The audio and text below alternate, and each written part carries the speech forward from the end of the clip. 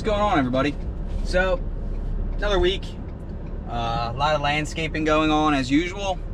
A lot of mulch, a lot of cleanups before Labor Day. You know, it is what it is. I'm gonna have some footage here on this ES-250, the Echo ES-250. This is the shred and back. You definitely got to check this out. This is like a complete game changer, I think. The power is ideal because you're not sucking up stones or sticks or giant pieces of wood or mulch or whatever. But check this out. So we do a lot of weekly maintenance where every week we trim bushes, pull weeds, do the works. So that's one thing I want you guys to check out. I'm gonna have some footage on that right now. I'm working by myself today. Again, you know, everyone's kind of spread out a little bit. It's a busy season, you know. So I'm gonna get some footage on that. It's the Echo ES-250. Stay tuned for that. I'm gonna show you that.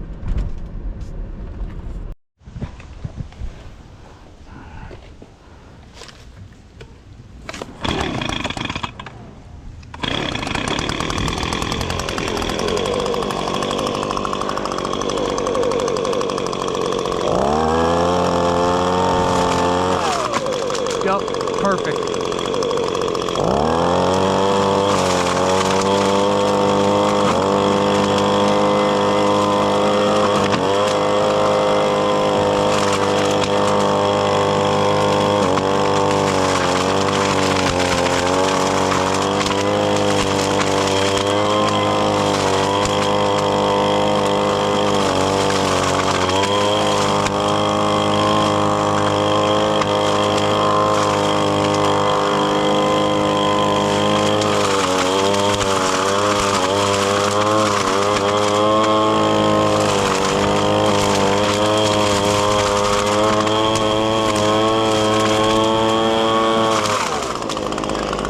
It works, what? It mulches, there's a blade in there.